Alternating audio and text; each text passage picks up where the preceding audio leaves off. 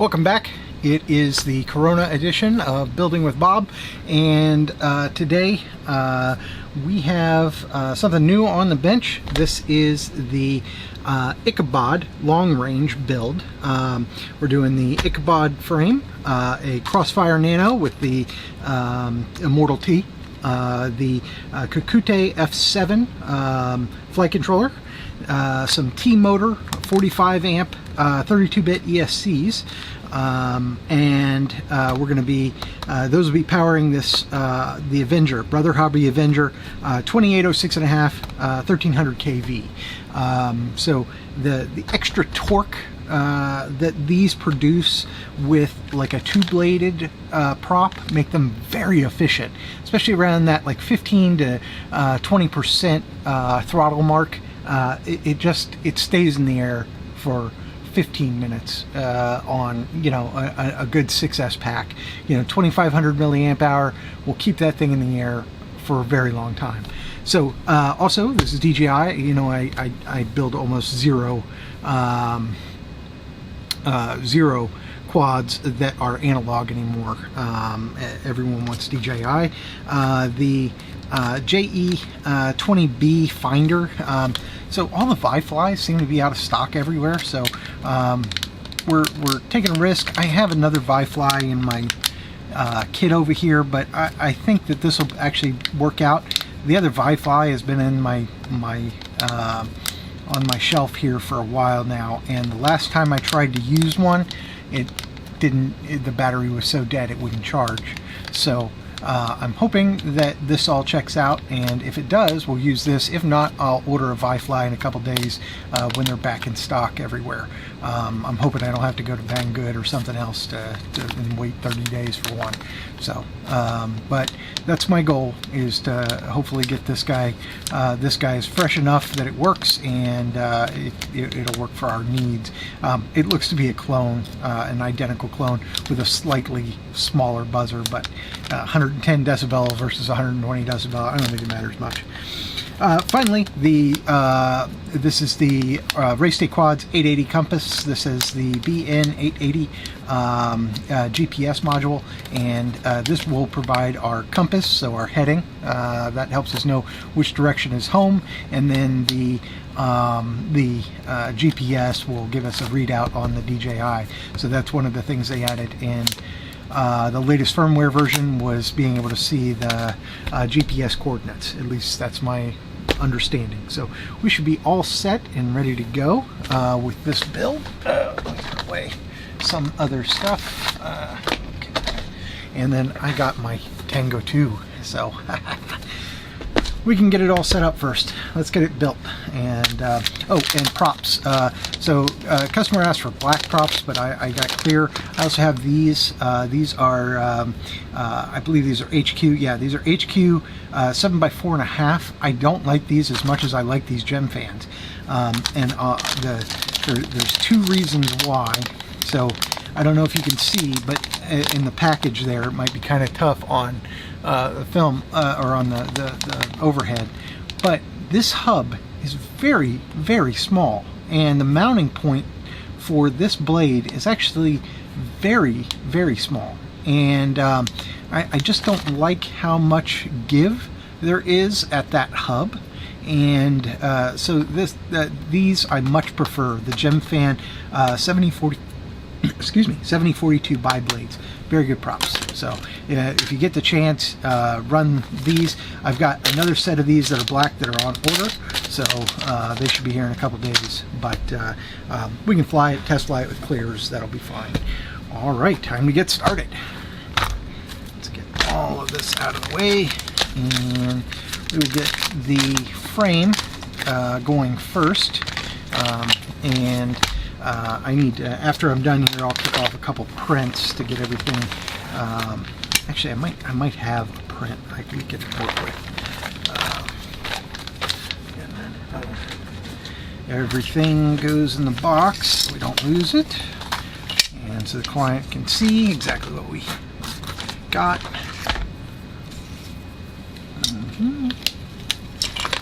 Yeah, this is a very good frame. It's 7-inch with 6.5mm arms.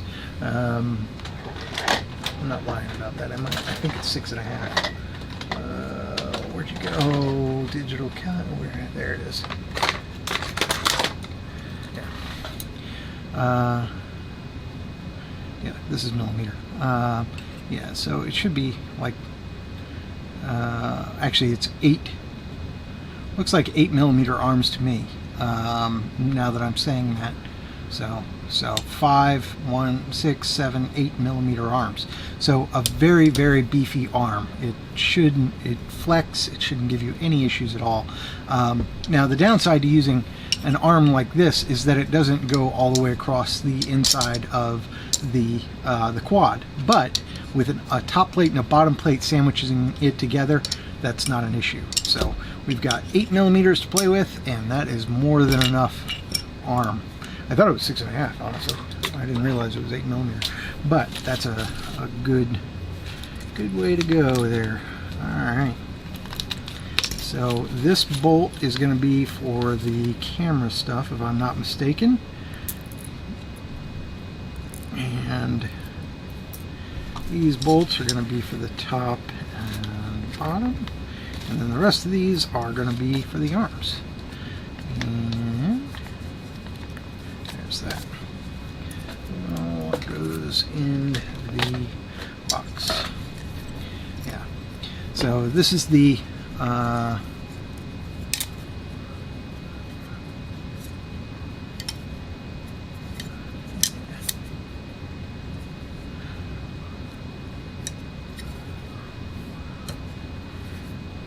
this is the bottom plate, and this is the top plate.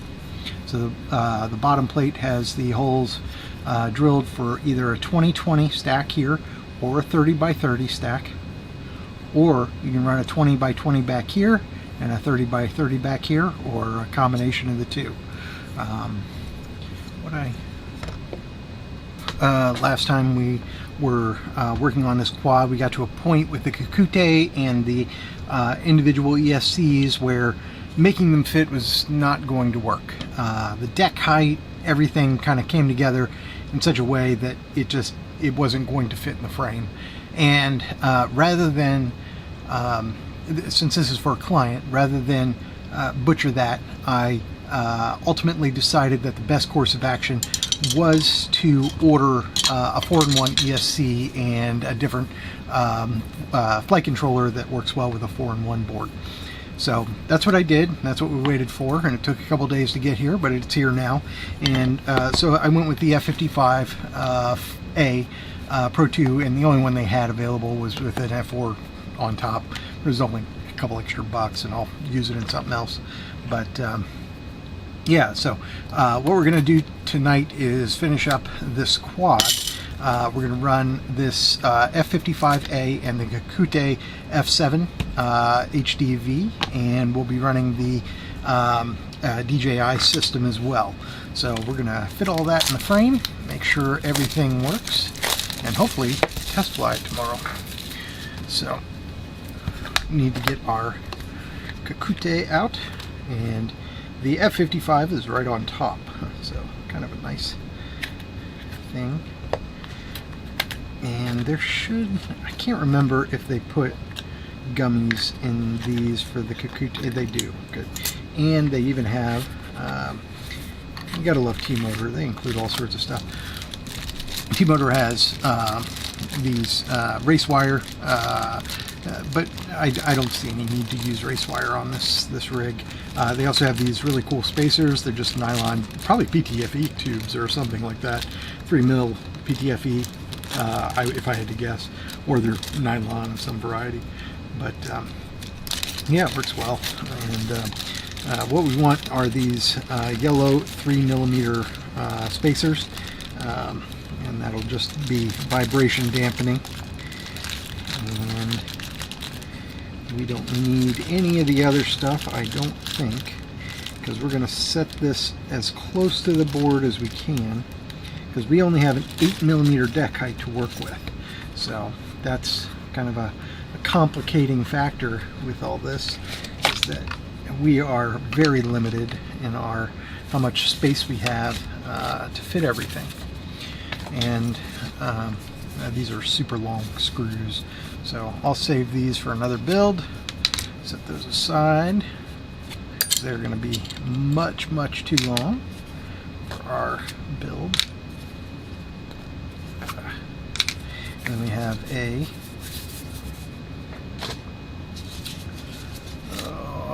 pigtail and a let's see, what is this, a 50? No, it's a 35. So it's a 35 470 capacitor. So pretty good, should be fine for what we need.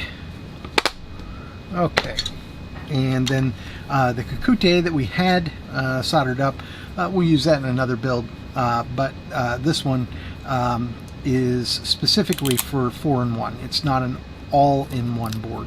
So the previous one we used was called an AIO, which just means that it has a PDB, or power distribution board, built into it, and this one does not have that.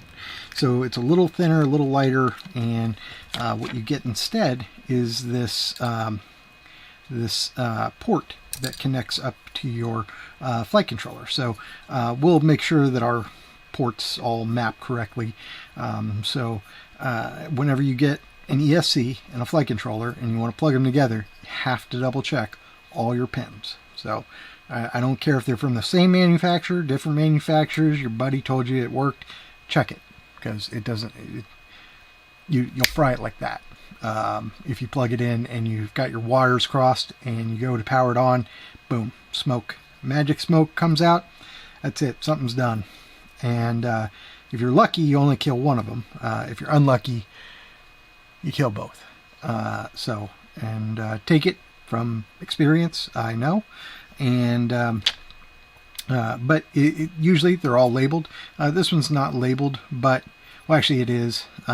So B plus on this end signifies battery plus, and M4 on this end signifies that it's motor 4. So what we really have is motor 4, motor 3, motor 2, motor 1, and then we probably have like a current or a telemetry line, and then we have a probably an NC, and then we have a battery negative and a battery positive. Sometimes they put the battery positive one over, or the battery negative one over from the battery positive, so it could be that there's a gap there. But that's typically, if you see something like that, you can orient yourself, look online, find the pinout, and map that cable correctly, so that when you plug it in, you don't let the magic out. And it comes with lots of cables, so you're good to go. And what we need for our flight controller here, we need to do a little bit of work on the flight controller before we get started. This flight controller, we're going to be connecting the crossfire, and we're probably going to do it up just like we planned to do it before. So let's see here. Yeah.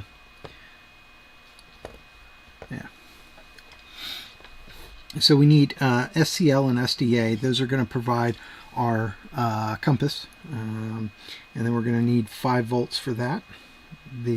And a UART. So we're going to tin those pads. And I've got the iron set to about 425, give or take, about 800 degrees Fahrenheit. That works pretty well on most of these, because if it's too low, you'll just sit there and cook the board. You have to hold it on there for a long time, and really you don't need that. Just clean the tip, dab it with a little bit of solder, and get on there. So we've got 5 volt and ground. We just tinned. We're going to need another 5 volt for our crossfire, and another ground. So ground is here, and 5 volt is here. And then let's see, R4 and T4 we can. Alright, so we've got R6. Yeah, R6 is the S-bus line from the, I'm reading that from right here. R6 is the S-bus line. R1 and R2 are reserved for the MSP connection that powers the goggles, or the DJI unit, which gives you the OSD on the goggles. So we need to reserve T1 and T2 for that. R6 is S-Bus, so we can use R4 and T4 for our... actually, why don't we use R2 and T2 and R3 and T3 for our... we'll use the GPS and the Crossfire.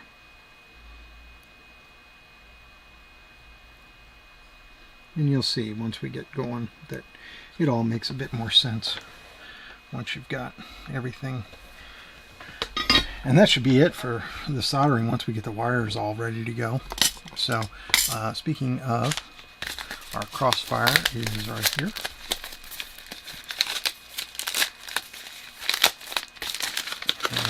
And Crossfire really is the best receiver. It's hard to go wrong with the Crossfire.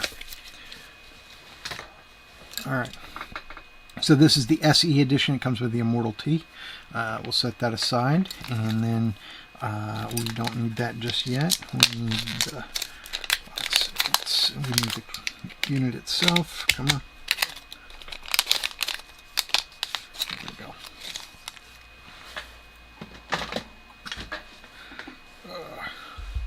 So this is the stick vise, useful for work like this.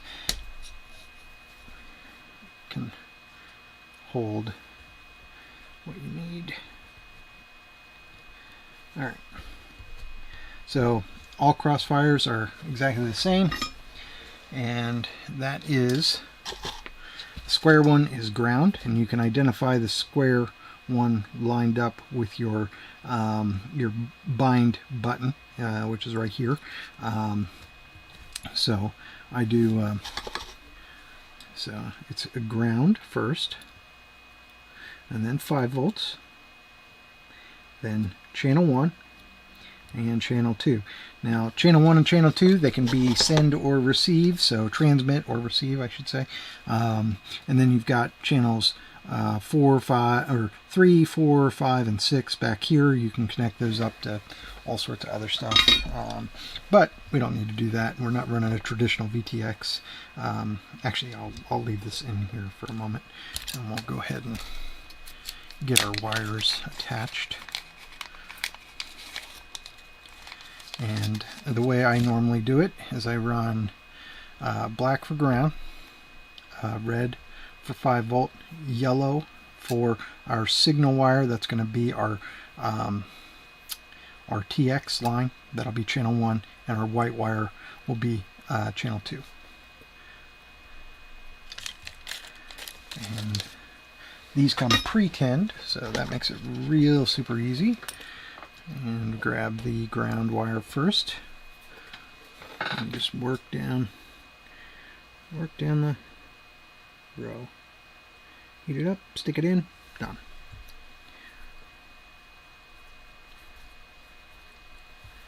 Heat it up, stick it in, done.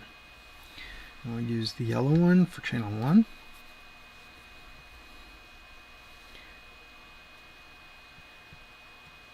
Heat it up, stick it in, done.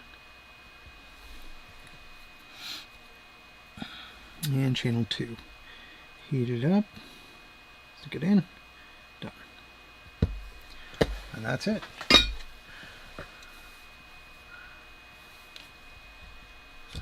There's our Crossfire all wired up and ready to go, and we'll shorten these up as needed for our application. Once we get it installed in the quad a little bit, we'll figure out the best position for it, because it actually needs to stretch a little bit, so it may actually be, I may have actually clipped these ever so slightly too short, but we'll see. We've got, no, we got plenty. Yeah, we'll be good. We'll be good. That is garbage. This is also garbage. And since our last video, I printed out some 3D mounts. This came out okay. So did this. Not great, but pretty good. But it'll work for our needs. It'll hold everything secure to the top of the quad. And then we want to tin our ESC and attach our wire.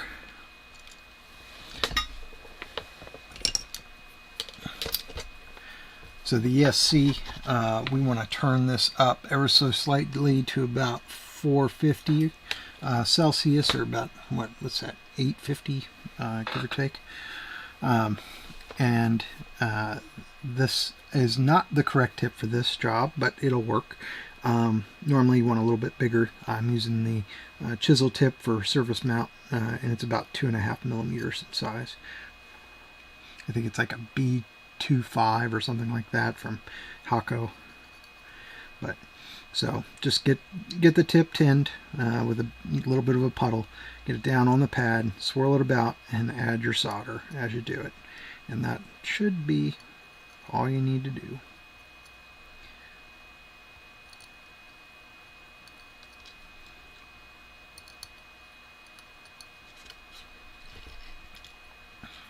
What you want are just nice little mounds. And you want to cover the entire pad as best you can. And these little holes are the other part of this. You just want to make sure that you don't heat it up too much and go all the way through to the other side too much. A little bit's alright, but those holes are called vias. And they go all the way through, and what you don't want is it dripping down or rolling under on the underside and hitting some component or making a mess. So just go nice and steady pace, just one at a time, and that'll usually do it. That might be too tall for it is too tall for our deck height, so we won't be able to use that. But it'll be fine, it's digital. A little bit of noise on a digital is not going to matter at all. So there's the positive pad tinned. The negative pad is going to take more heat to get hot. So just hold it on there a second and then add the solder and spread it around a little bit, and that's it. So the negative pad, there's more thermal mass behind that negative pad, so it takes a little bit to get it hot. So just hold it on there a second and then add your solder. But that's got it. That should be good to go. And now for our cable. And our flight controller sits with the cable up front and our DJI in the back. And that is that okay?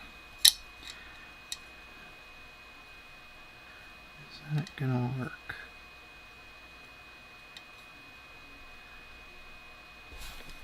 Sorry, I grabbed the wrong one. This is the F4.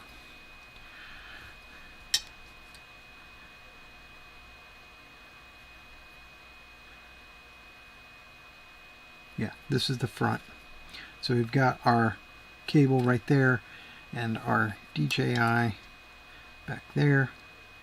So we need to make sure that our arms don't, yeah.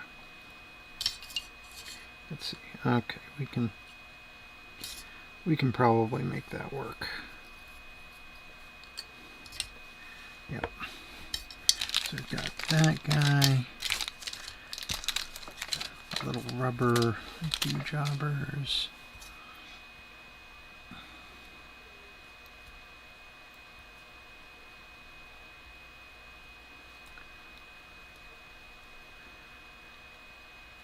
Get these in. They take a bit of work to get.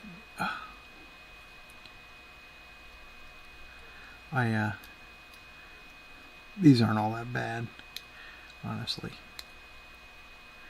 I've had some that are much worse.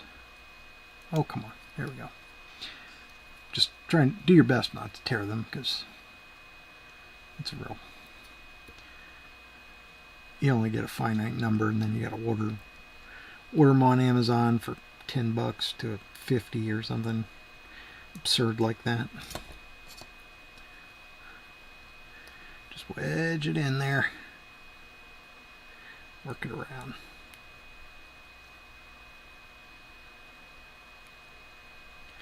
Good.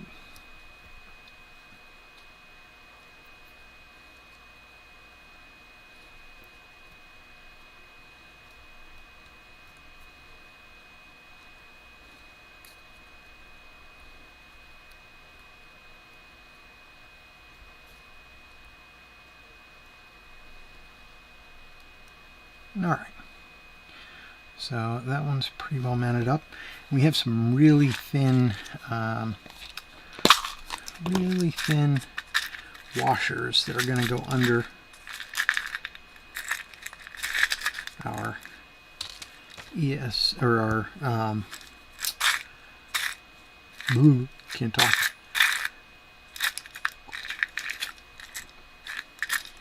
Flight controller. That's the word I'm looking for.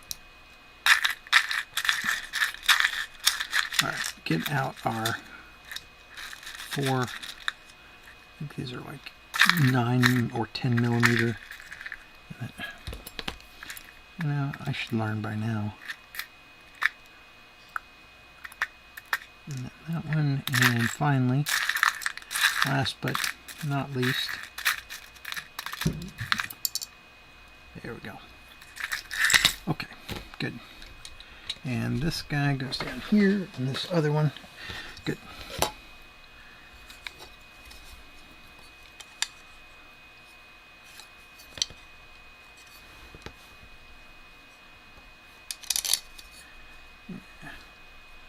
Alright. So that one is the rear, this is the front. It doesn't actually matter to Betaflight which is which. You just yaw the board and the software, and it'll know, oh, you've got it positioned, you know, rotated 180 degrees or something. Because sometimes you want the USB on the other side, or you want to avoid some particular line, or you know, something in your quad just doesn't let you mount it up the way it should be mounted, or the way that it was intended to be mounted.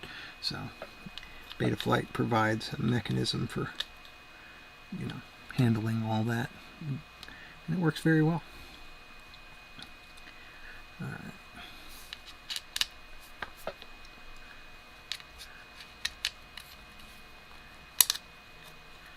Good. So now we need just a handful of these guys.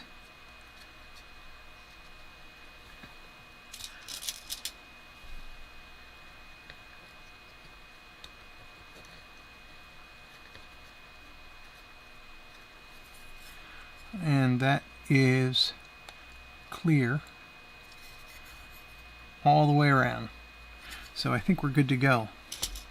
And I'll show you guys in a second once I get the other 2 screw nuts on.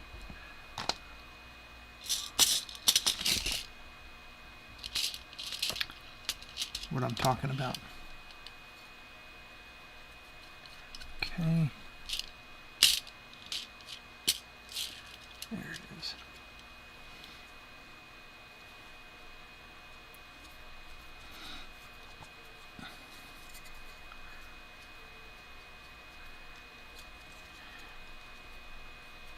And I'm just doing these up finger tight, which is more than enough for making sure we've got everything where we want it. So the arm is our deciding factor. So the arm mounts here, and then the top plate mounts down on top of it. So what we need to do is make sure that everything we install clears this arm, right? And so what we're doing with this is we're making sure that we don't have anything standing taller than the arm itself. And I don't know if you can quite see, but it is below that arm, so we're good. Now for the ESC, which will mount right here, and we need to make sure that our cable, so this is the ESC cable, and that will work, I think. So connected right there.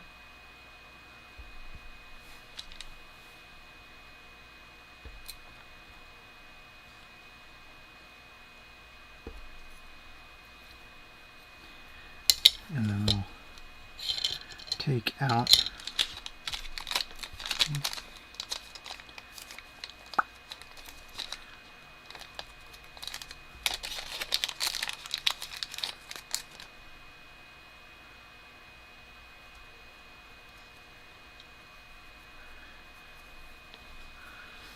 the wires from this guy. So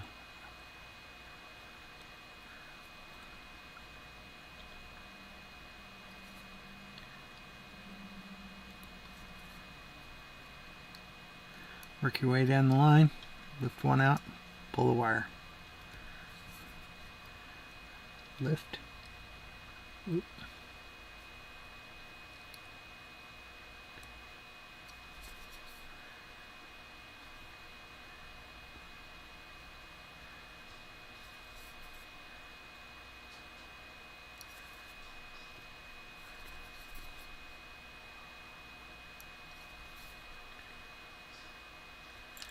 Yeah, pull out all the wires, because this connector, we just need the connector.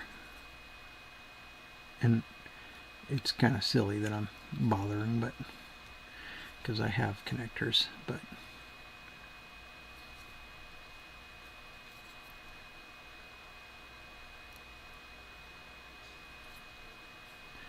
okay.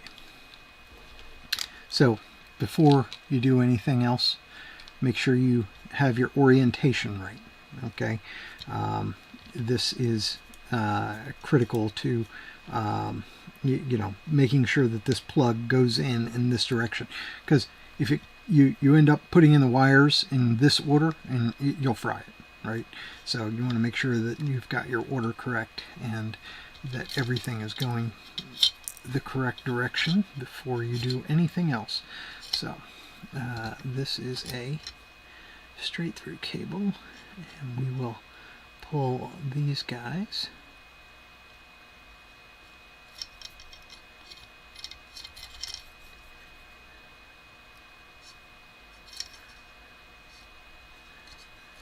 Oh, come on. Come on out of there. Come on, there. And this connector, you don't need to be so ginger with. It doesn't matter a whole lot, this one. And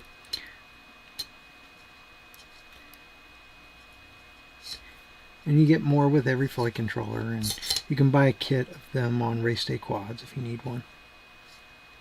But yeah, making cables, not the best part of this build, but it is vitally important that you make sure that your cables match up, because even among the same manufacturer, it'll bite you. Lumineer likes to do that a lot. That's just the nature of it. You know, they'll change the design from one generation to the next, and suddenly, you know, what was pin 1 is now pin 8, and boom, you've just toasted. I've seen it a couple of times on a couple of different manufacturers, especially when you get down to, you know, things manufactured to a price, like, you know, the Tyro stuff, and you know, you just got to watch out. All right, so the last one I'm going to do is the red wire. I'm going to leave the red wire connected. That way I can use it kind of as a way to know which one's which. And I'm going to pull out my phone and find, let's see, I'm going to bring up the schematic for, this will be the Kakute F7 HDV and manual. And that'll take you typically right to Holybro, and you can scroll down. They actually have a very good manual with this. The pinouts are listed here, and so for our this orientation, you can orient yourself based on the USB plug. That's usually the easiest way, or if it's not marked on here, but it's marked on the flight controller that this way is forward, and so it's usually the same orientation in the manual, usually. So what we have are, let's see here, pin number 1 is going to be battery positive, so this one's 1. And then we have our R7, that's going to be our ESC, or I'm sorry, our telemetry from the flight controller. Then you've got ground, and then you've got current, and then you've got motor 1, 2, 3, and 4. So that's what we're going to wire for. And this way we've got a ground. No, next one is telemetry. So we're going to do, yep. So the telemetry wire, it says tele right there. And we'll take this guy and we'll put it right next to our red wire. And we'll do our red wire up last. Okay. Just makes it a little bit easier, you know, to maintain your orientation, because you can lose place real fast. And then we have a ground. So this has 2 output grounds. We only need 1. And we'll remove the wires we're not using from the connector in a minute. Alright, that'll be the last step we do, before we call it. And then we have power. We'll do that one last. And then we have our current, which is going to be this yellow wire right here. It says cur on it. So we're going to, yep, ground and then current.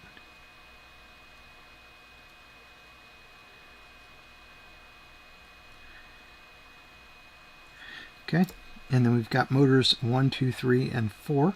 So here's E1. That means ESC1. That's motor 1. And we'll put that right in the 1 slot. And we've got 2. Yep. And if you screw this up, it's not a big deal. We're going to check it in beta flight as well to make sure that motor 1 turns when it should, motor 2 turns when it should, etc., etc. And if we need to, we can make changes in beta flight to change that as needed. And then finally motor 4, last one.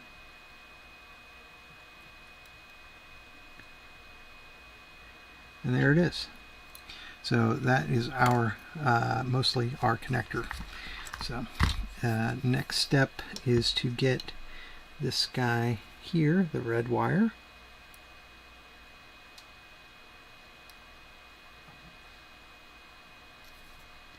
Out. And this red wire goes in.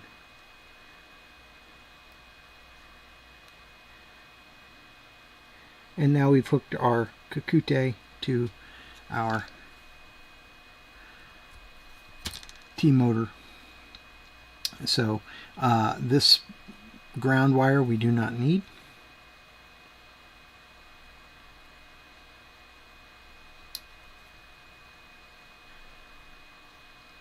Oh, come on. And that's it. And we'll just plug that back into the ESC. I'll plug this one. We're actually just going to double check. So we've got power, then we've got telemetry, right? That one goes to the little telemetry, the blue wire. Then we've got ground, that goes to ground. Okay, then we've got our yellow wire, which is our current wire, going to pin 4. And then we've got pins 1, 2, 3, and 4, the motor 1, 2, 3, and 4, I should say, connected to 1, 2, 3, and 4 on our ESC. That's all 8. Alright. And that is going to fit in there like that. Let's see, do we have any other...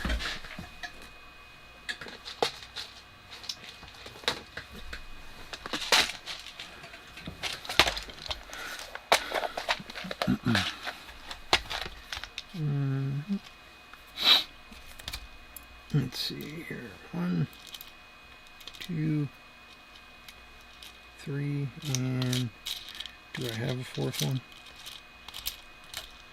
Watch, I probably don't. So I'll take out that guy.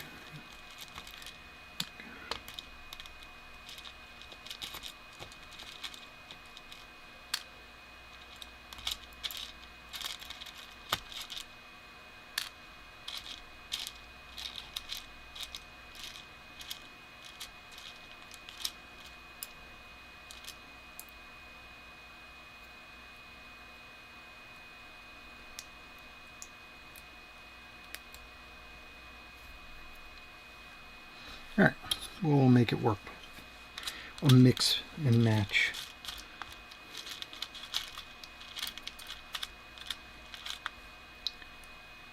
I think I'll use the black one. Oops. Can't believe I did that. Set them aside and everything. Set aside some little washers to keep it up off the deck. Alright, and then we're going to need some screws as well and some more nylock nuts. So I'm using these 10mm cap head screws because I think that they're the perfect length for this, considering the bottom plate is 2mm and our deck height is about 8mm. Okay, and our nylock nuts. So we've got black and nylock nuts. 1, 2, 3, 4. Nylon, not nylock. Nylon. Okay. So let's do a quick cleanup. Make sure we've got all of our wires put away that we don't need to be using or seeing or dealing with. Okay. Set aside your... I have a little bucket of wires I like to keep. Okay. And we're going to put our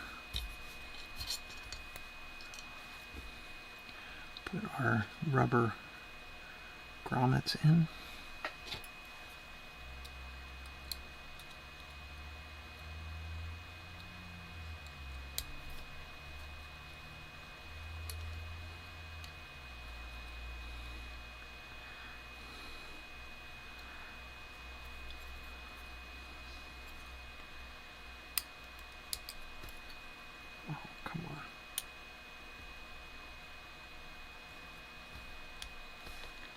Yeah, it can be a real pain.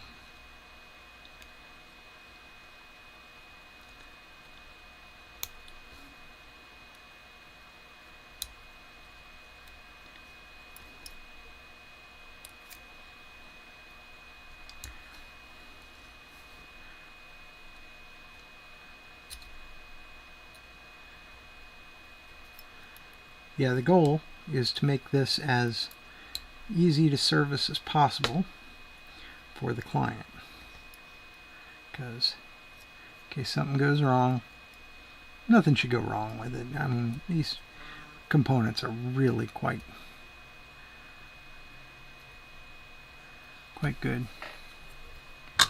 Sorry, getting a message from Joshua Bardwell when he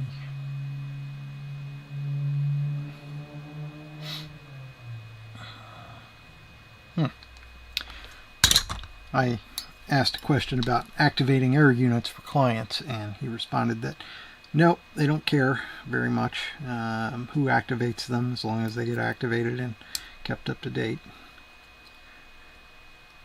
So good to know that I'm not, committing the client to something that they can't maintain.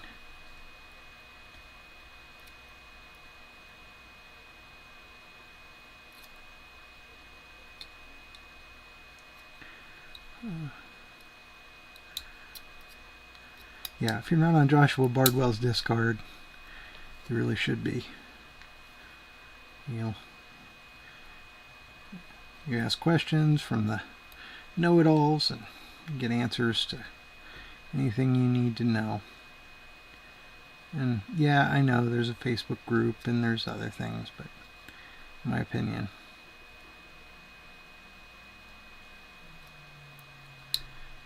there's no substitute for, guys that live and breathe this stuff day to day and do it all the time. Have done tricopters and X-class stuff and you name it. They've experimented with it and done it. So, okay. We're going to attach our battery lead here. And I think we might actually be a little short with this battery lead. So we're just going to kind of set it in place for a second. Alright, so our entire thing is going to go out and up.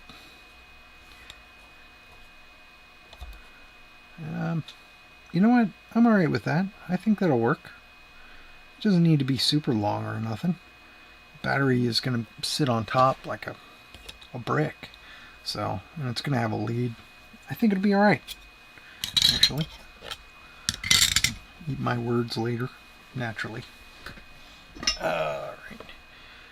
So, this comes pre-tinned from the factory, but it's with lead-free solder, which is absolutely not what you want. Lead-free solder is very environmentally conscious, but it doesn't work very well for the average user. It's very hard to get hot. It's very hard to work with. Some 60-40 lead to tin, really does make all the difference in the world. And it flows so much better, sticks so much better, no cold unions.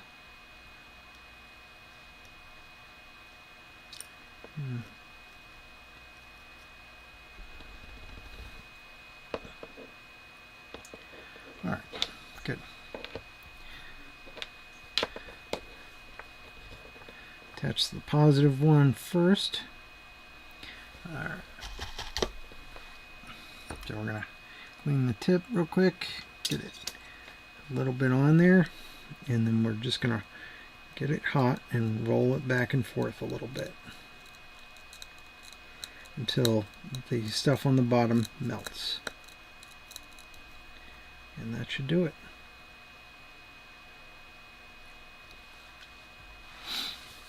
Hot. Hot, hot, hot. Now the negative one is a little harder. Do the same thing. Clean the tip. Tin it. Get a nice blob on that one. Okay. Get it nice and hot.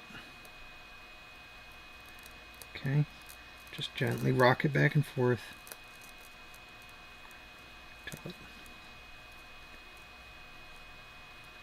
Eventually it will go.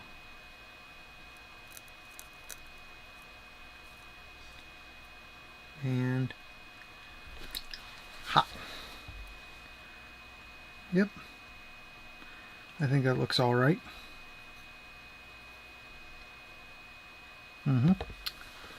That should do it for our battery connector.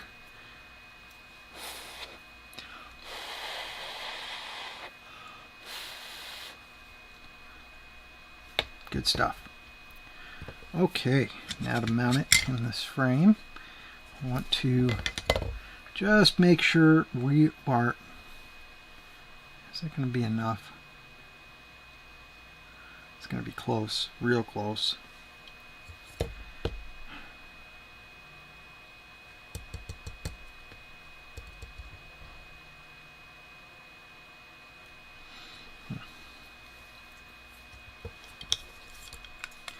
Alright, so if it's slammed down,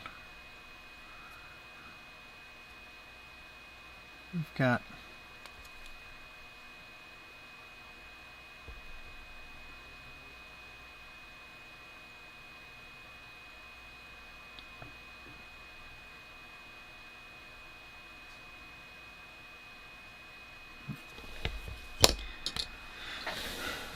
I'm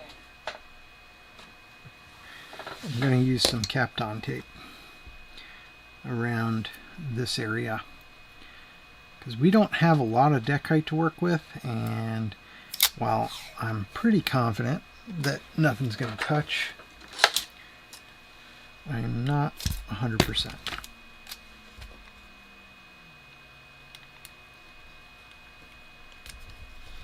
One and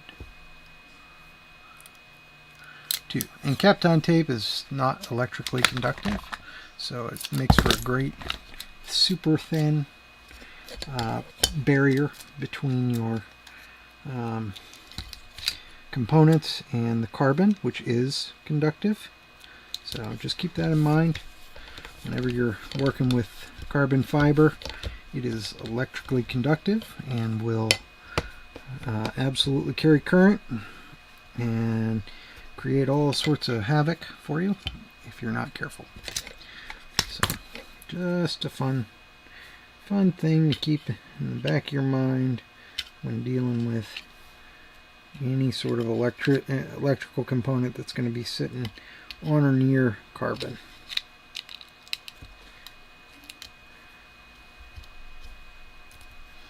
Okay. Cut out the holes real quick. Okay. That's looking pretty good. We're going to run our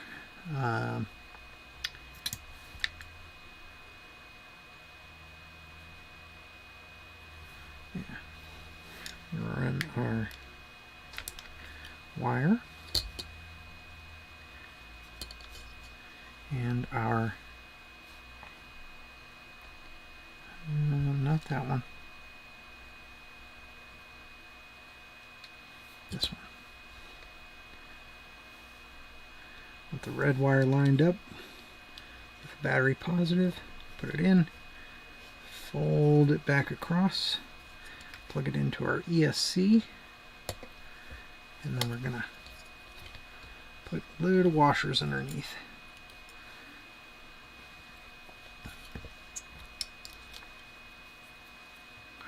Put these guys up through here.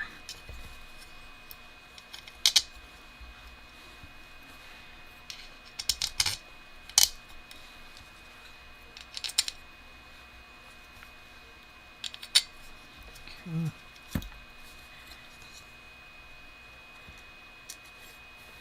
One, two,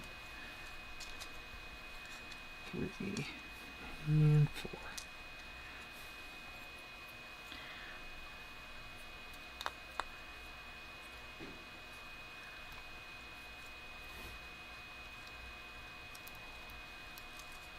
Line it up as best you can. Snug it down as far as you can. Oh, come on. Don't pop through.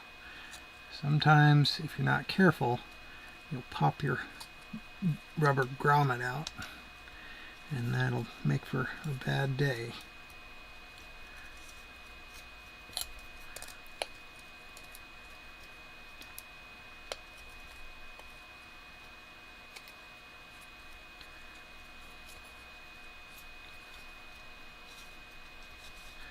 Alright, well that one's a little more snug than the others.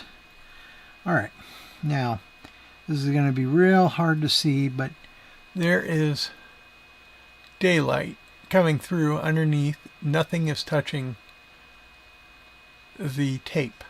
So that is a good thing to see with this board. I am very happy that nothing is touching. However, nothing is tightened down. So let's get our nuts on, and then we can put our arms on and our top plate on and get one step closer to this quad being ready to fly.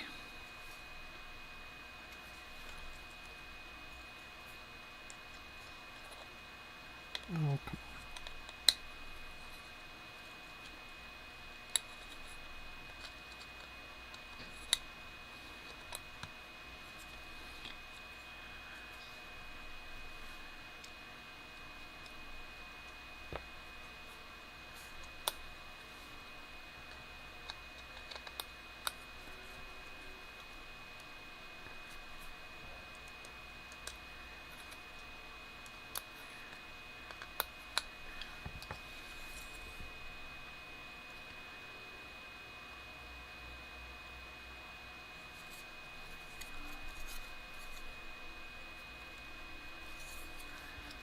just make sure everything is snug enough.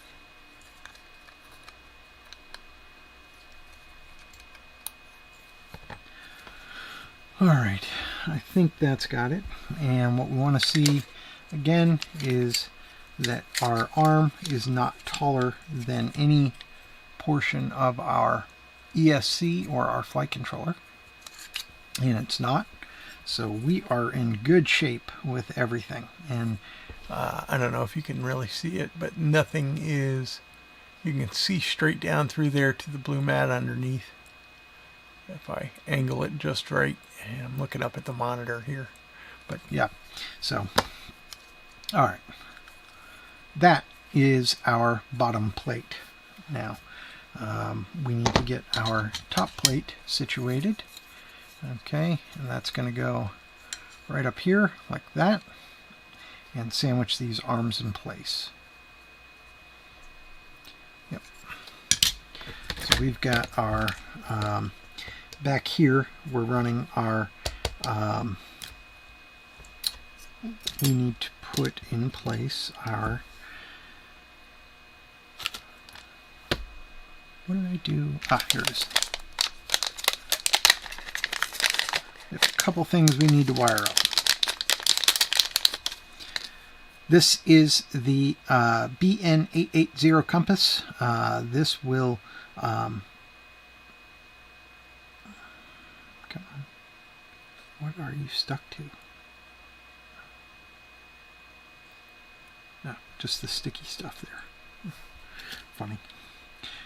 This is what will be providing the navigation for us, and there is actually a compass direction noted on here, so you want to point that kind of towards the front of your craft, and then the rest of it, or I think you can actually yaw it about in the software, so if you don't necessarily want to mount it up that way, you don't need to.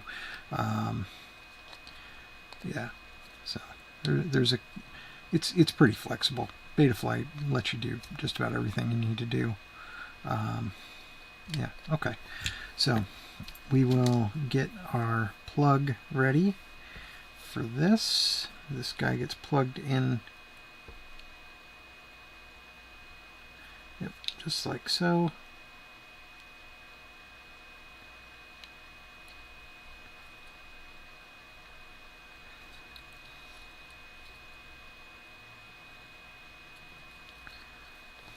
Yep. And then we have our antenna. So this is I found a model online where it had the Crossfire antenna, the Immortal T right in the back, and the BN880 on top. So all we need to do is we'll run our wire up through there, set it down inside, and zip tie that guy in place, and that is done.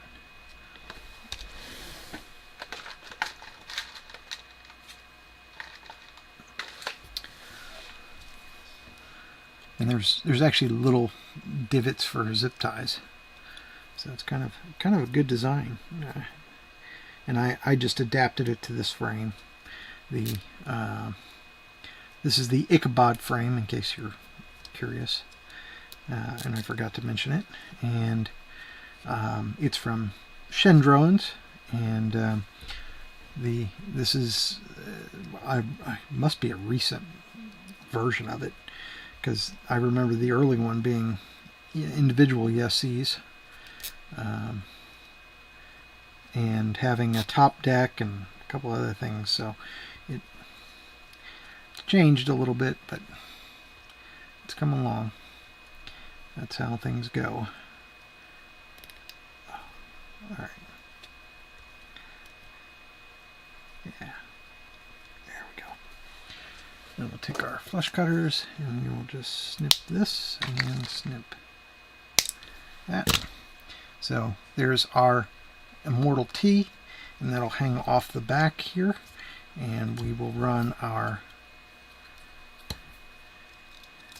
2 wires up in here, like so. Come on. Get in there.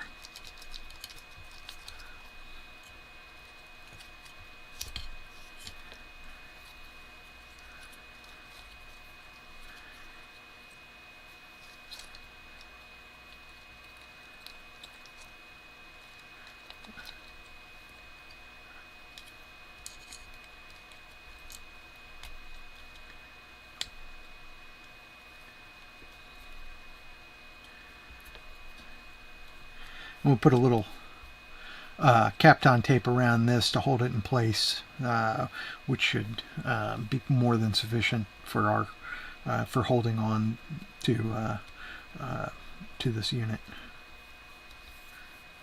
And we just got to remember that north is backwards when we go into the configuration tab. All right, so that's those 3, and we will put this right down here at the back. And then our front piece is right here. And we'll run bolts up from the bottom. Is that the best way? No, we'll run bolts down from the top. And I say that now because if we're putting a battery on top here, we don't want nuts digging into our cell. A flat top is probably fine, or a button head like this is probably fine, but we just don't want to have to deal with that. Putting them on the bottom is probably the right move. Yep. Ease it on there. Yep. And we'll get our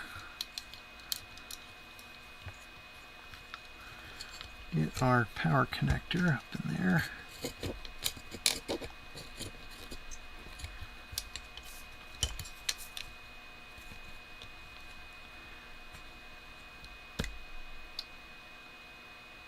Well, I didn't plan that one very well, did I?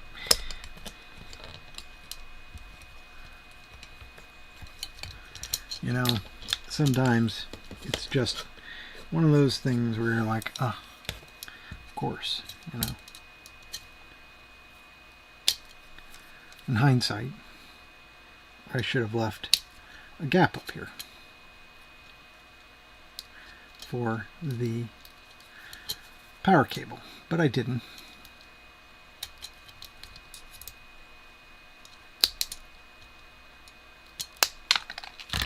So we'll just snip it out and I'll do a fresh print with a nice little notch.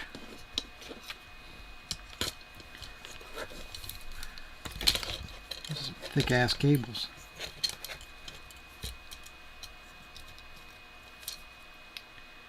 Yeah,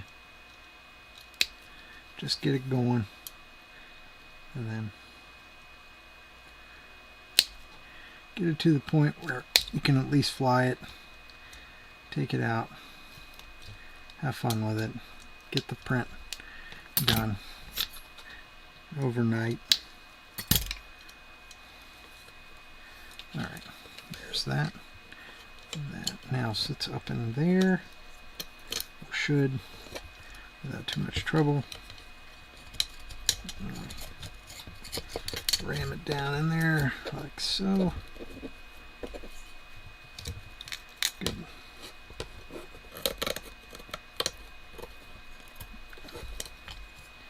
Good. I like that. It should work. Yep. And now we'll mount up our crossfire. What we're going to do is connect it to our Immortal T first. There's our little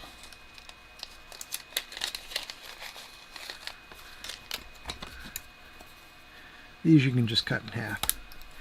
You don't need the full Monty.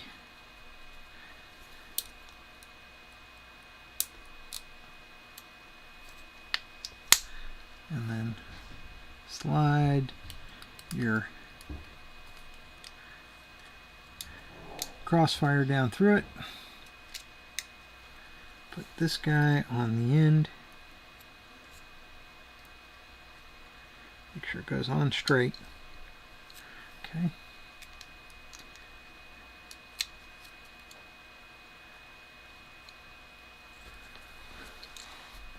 Fire up the heating gun.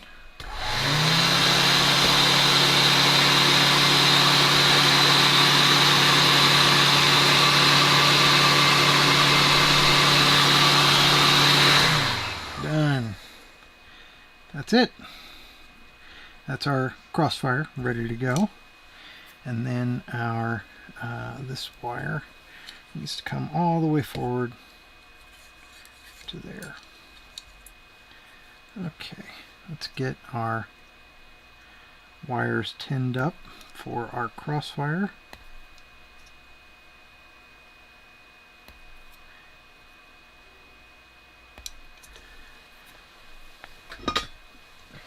Remember to turn your iron down to about 450, 425, something like that.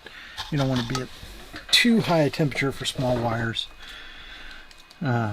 especially if you're not using silicon wire. The wire we're about to do for the GPS is not silicon wire, so it's plastic coated, and you will melt that stuff in a heartbeat. And then you've got a ton of exposed. Really? I couldn't have done that again if I tried. Alright. So we need ground and 5 volts. So we'll do the ground first. That's the one on the bottom here.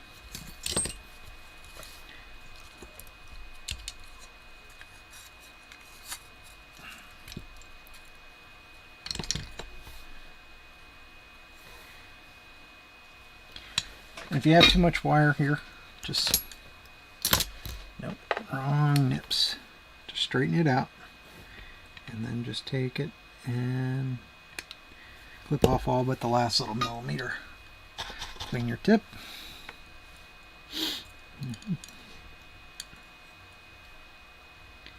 Alright, get it hot. Where's mine?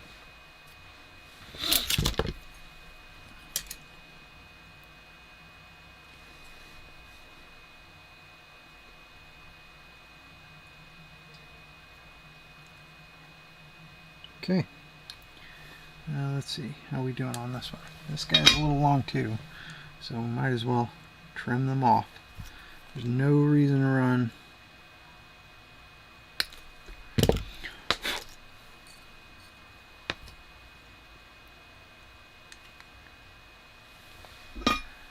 Run long wires into your flight controller here. All right. Get it hot. Done. Alright, the yellow wire goes to our RX, and the white wire goes to the TX. Then the white wire is just a bit too long. So, okay. And we're running this to T3.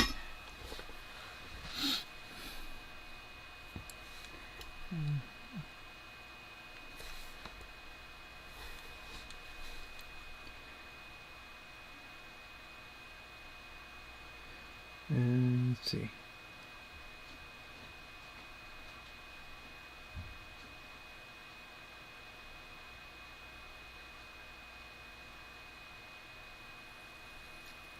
Here's that one. And then R3.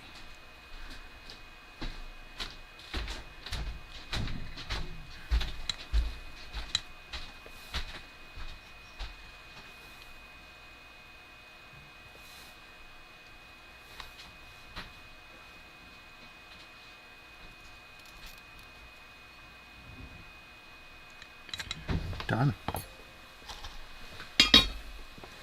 Okay. So I believe that we need the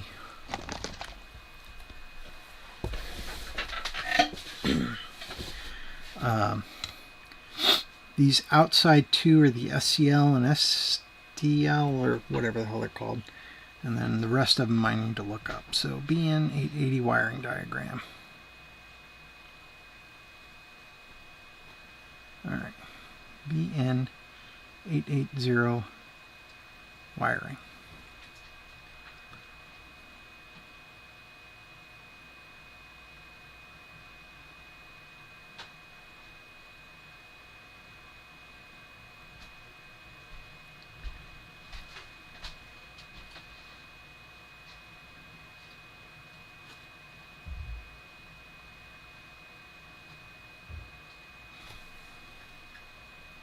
All right.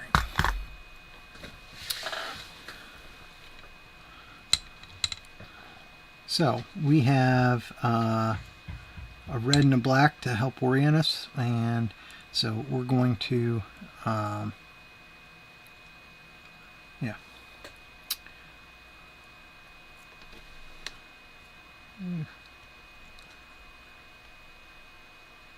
Oh man, it's going to be close. Gonna be close, I'll tell you what. Yeah, so the yellow and the gray. Clip it off. Tin just as little as possible. And then we'll clip this one as well.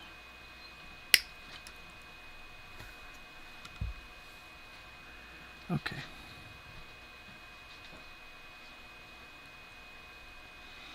May as well. Oh. Come on.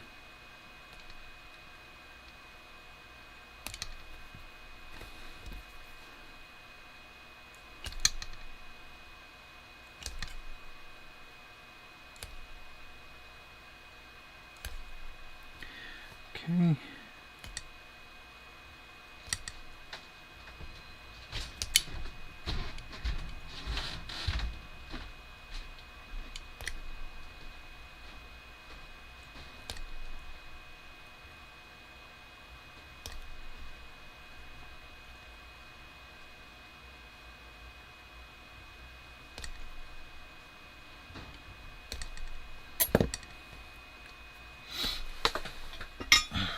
Tin these guys real quick.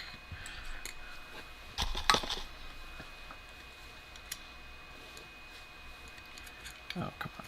Stay where I put you. Yep.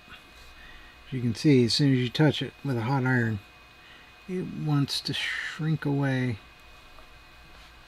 Alright, so, and then green, red, and this gray one down here. Okay. So the yellow wire goes to SDA, that's out here on the edge. And we'll take it. Actually, we'll do the gray one first since it's on the inside.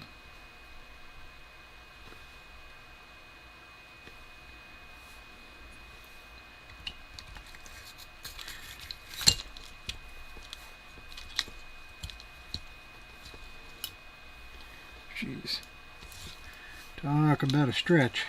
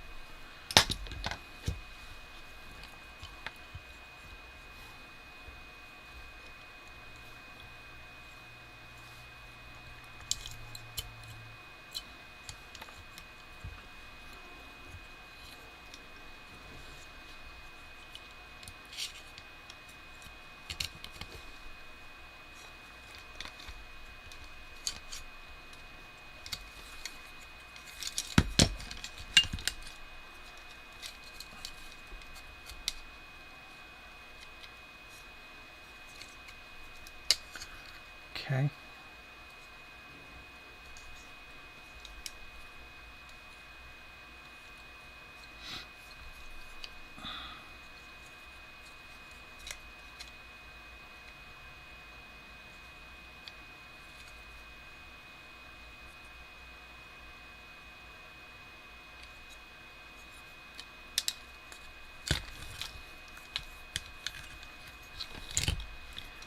All right.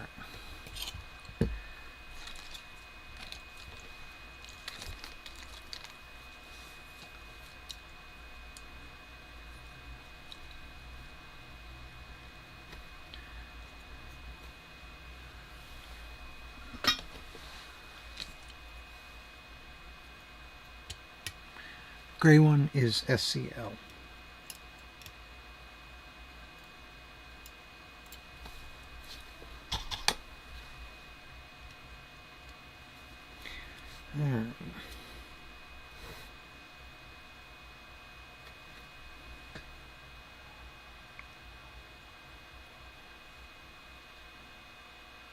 Okay, yellow one is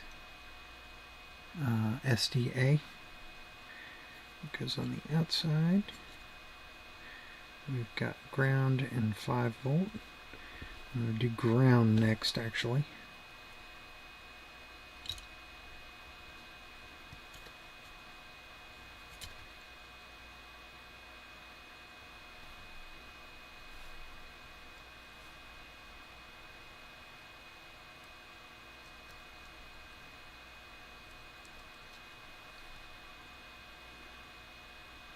Okay.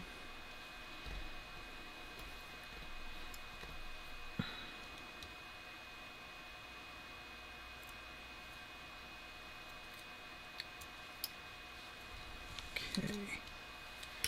Let's take our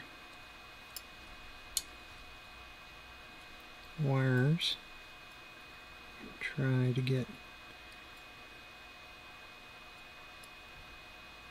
5 volt connected.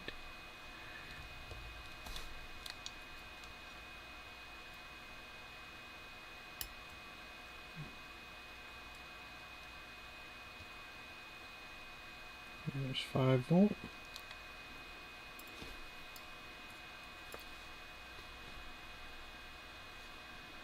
Okay.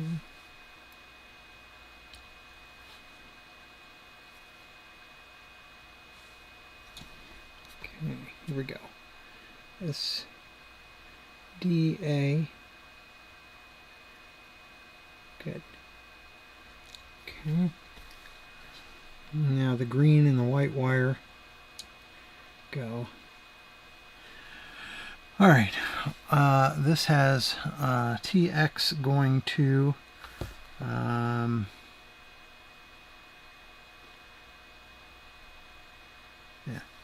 All right. So TX goes to RX, RX goes to TX. Yeah. And TX is, the white one is TX, so it goes to RX. So we're going to connect the green one first, since that's on the inside edge.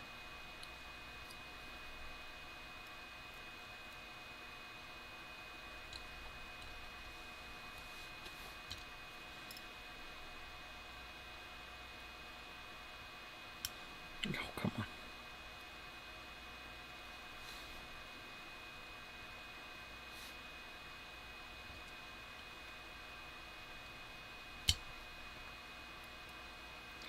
And the white one, go to the RX. So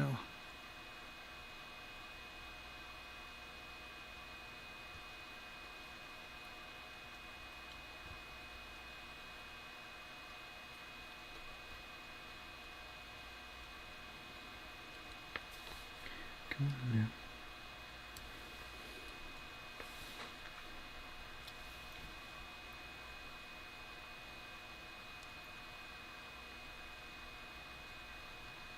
Let's got it.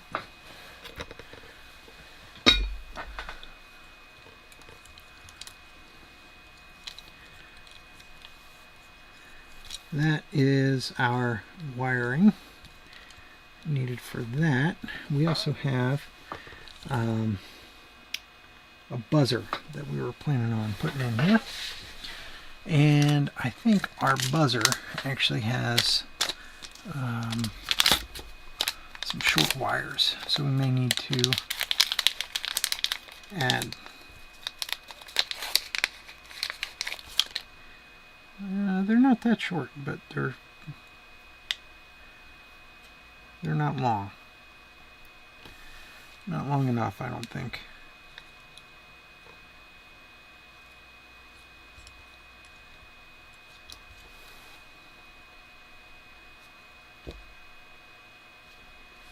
Yeah.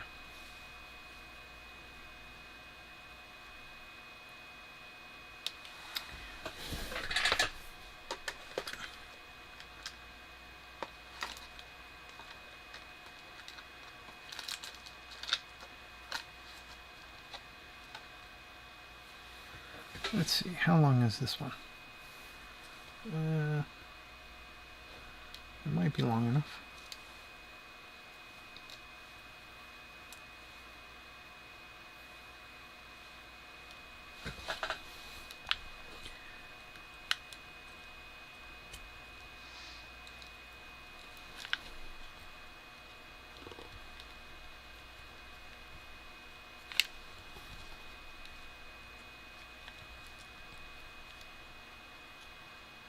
Actually, you know what? I take it back. These will be long enough. Yeah. So we've got 5-volt ground and LED down here. And what I'm going to do is I'm just going to pull out and turn that over here. Tin this up. I forgot about the buzzer. Okay, so Z minus is our buzzer minus. We've got 5-volt. We have an LED pad, which we're not using, and a ground pad. Ground pad needs to be hotter. There we go. So, green wire is our signal wire. It goes to the Z minus. Okay, good. The red wire goes to 5-volt. Good. And the ground goes to G.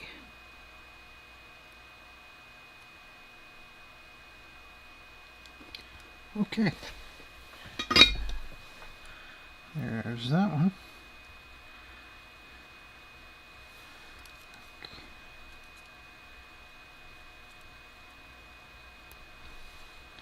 Good.